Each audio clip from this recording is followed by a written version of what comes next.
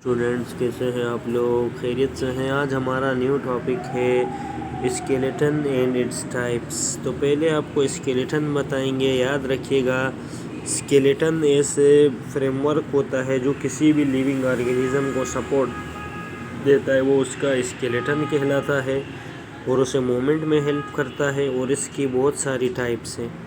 तो याद रखिएगा, अगर कोई भी एनिमल बॉडी अगर वो एक जगह से दूसरी जगह जा रही है और वो एक बैलेंस्ड यानी सपोर्ट मिली हुई है उसको, तो वो उसका स्केलेटल सिस्टम होता है या स्केलेटन होता है जो उसको क्या दे रहा है, सपोर्ट दे रहा है। तो स्केलेटन ऐसा फ्रेमवर्क होता है जिसकी वजह से उसे शेप मिलती है बॉडी को, और वो ये 3 फंक्शंस यानी स्केलेटन के ज़रिए करता है। एक तो ऑर्गन्स को शेप देना स्केलेटन का काम है, उनको मूवमेंट के दौरान सपोर्ट देना ये भी स्केलेटन का काम है, और ये यानी जो हमारे वाइटल ऑर्गन्स हैं सॉफ्ट जैसे हार्ट, लंग्स और डाइजेस्टिव जो ऑर्गन्स हैं उनको सपोर्ट करना इसका काम है। अब आते हैं स्टूडेंट्स टाइप्स की। अगर हम बात करें तो बेसिकली हमारे पास 3 टाइप के क्या है स्केलेटन हैं। एक हाइड्रोस्टैटिक स्केलेटन कहलाता है, दूसरा एक्सो स्केलेटन और तीसरे हैं इंडो स्केलेटन। अब ये जो हाइड्रोस्टैटिक स्केलेटन है, सबसे पहले याद रखिएगा ये वाटर फ्लूइड ऑर्गेनिज्म में होता है। ये किन में पाया जाता है? याद रखिएगा स्टूडेंट, अर्थवर्म है जैसे हमारे पास, इसकी बॉडी में भी ये हाइड्रोस्टैटिक स्केलेटन है जो कि हाइड्रोस्टैटिक स्केलेटन का काम करता है। और दूसरा ये जो जेलीफिश है, तो ये 2 एग्जांपल्स याद रखिएगा। हाइड्रोस्टैटिक स्केलेटन अर्थवर्म और जेलीफिश में होता है, और ये जो स्केलेटन ये फ्लूइड यानी लिक्विड बना हुआ होता है इसके अंदर, और ये सॉफ्ट बॉडीड एनिमल्स में पाया जाता है। अर्थवर्म सॉफ्ट बॉडी एनिमल है, जेलीफिश सॉफ्ट बॉडी में फ्लूइड है, और ये सबसे सिंपलेस्ट टाइप ऑफ क्या होता है स्टूडेंट्स, स्केलेटन होता है। और याद रखिएगा यही जो हाइड्रोस्केलेटन है ये हेल्प करता है मुख्तलिफ़ ऑर्गन्स को बाहर निकालने में। अभी ये जैसे ये टेंटेकल्स कहलाते हैं जेलीफिश के, इनको बाहर निकालता है ताकि फूड कैप्चर करता है इसके ज़रिए। तो अगर ये हाइड्रोस्टैटिक स्केलेटन न होता तो ये टेंटेकल्स की मदद से फूड कैप्चर नहीं कर पाता। तो ये विड्रॉल भी करता है ऑर्गन्स को और एक्सटेंड बाहर भी निकालता है फूड कैप्चर करने के लिए। तो ये इसी वजह से पॉसिबल हुआ। तो स्टूडेंट्स, हमने आपको एक तो ये बताया कि हाइड्रोस्टैटिक स्केलेटन फ्लूइड का पानी से बनकर मिलके बना है। Soft body animal soft body animals में होता है, सबसे सिंपलेस्ट स्केलेटन है। अब एक्सो स्केलेटन बात करें तो ये जितने भी ऑर्गेनिज्म हैं स्टूडेंट्स जिनके आउटसाइड ये स्केलेटन पाया जाता है, इसीलिए इसको एक्सो स्केलेटन, एक्सो कहते हैं आउटसाइड। अब ये ज़्यादातर किन में पाया जाता है? ये आर्थ्रोपोड्स में पाया जाता है जैसे कॉकरोचेस वगैरह हो गए, और मोलस्क में जैसे स्नेल्स वगैरह हैं, तो इनमें एक्सो स्केलेटन पाया जाता है। और ये एक्सो स्केलेटन याद रखिएगा सपोर्ट और प्रोटेक्शन देता है।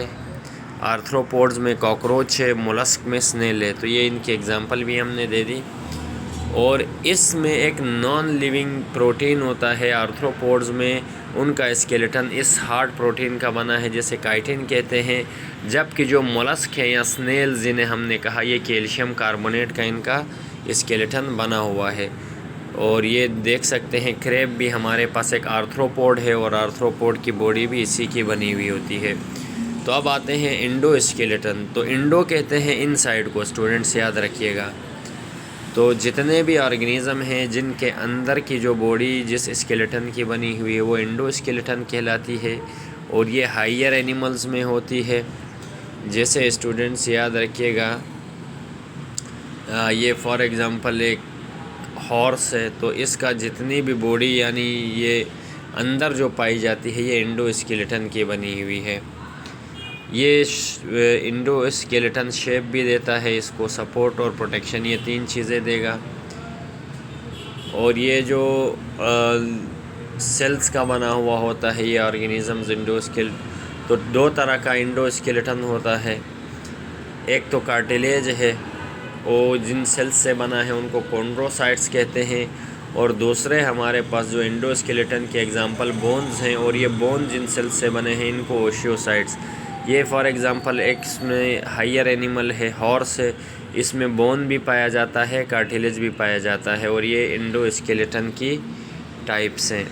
तो अब बात करते हैं स्टूडेंट्स, बोन और कार्टिलेज में क्या डिफरेंस है। तो ह्यूमन स्केलेटन में जो स्केलेटल सिस्टम है ये दो तरह के स्केलेटन से बना है, कार्टिलेज और बोन। कार्टिलेज फ्लेक्सिबल होता है, किसी भी जगह की तरफ आप डायरेक्शन में मोड़ सकते हैं, जबकि बोन्स को नहीं मोड़ सकते। क्यों? ये हार्डर होते हैं, पहला डिफरेंस। दूसरा डिफरेंस स्टूडेंट्स, कार्टिलेज जिन सेल्स का बना है उन्हें कॉन्ड्रोसाइट्स कहते हैं, और इनके अंदर यानी एक मैट्रिक्स ऑफ प्रोटीन इम्बीड है अंदर, उसे कोलेजन। तो ये जिस कोलेजन से मिलके बने हैं ये कार्टिलेज, और जबकि ये ओशियोसाइट्स से, बोन जिन सेल्स से बने उनको ओस्टियोसाइट्स कहते हैं, और ये भी कोलेजन के अंदर इम्बेडेड होते हैं, उसमें पाए जाते हैं ये ओशियोसाइट्स। और ये सॉफ्ट होते हैं बोन्स की निस्बत और फ्लेक्सिबल हैं, जबकि ये हार्डर हैं। हार्डर होने की सबसे बड़ी वजह ये है यहाँ कैल्शियम डिपॉजिट है, फॉस्फेट, और इसी प्रोसेस को जो एब्जॉर्प्शन होती है कैल्शियम की, इसको बोलते हैं कैल्सिफिकेशन। इस प्रोसेस की वजह से बोन्स हार्ड होते हैं। अब स्टूडेंट्स याद रखिएगा, कैल्सिफिकेशन कार्टिलेज में नहीं होती, बोन्स में होती है, जब भी वो हार्ड होते हैं, और ये ज़्यादातर एंड ऑफ द बोन्स और जॉइंट्स में पाया जाता है कार्टिलेज, जबकि ये जो है आउटर शेल में पाया जाता है कॉम्पैक्ट बोन के। और कार्टिलेज के अंदर कोई ब्लड वेसल्स नहीं होती, जबकि बोन्स के अंदर ब्लड वेसल्स, आर्टरीज, वेन्स जो हार्ट से निकल रही हैं वो अंदर उस स्पंजी बोन में एम्बेडेड हैं। तो ये कुछ डिफरेंसेस भी आपको बता दिए स्टूडेंट्स। उम्मीद है आप लोगों को ये टॉपिक समझ आ गया होगा।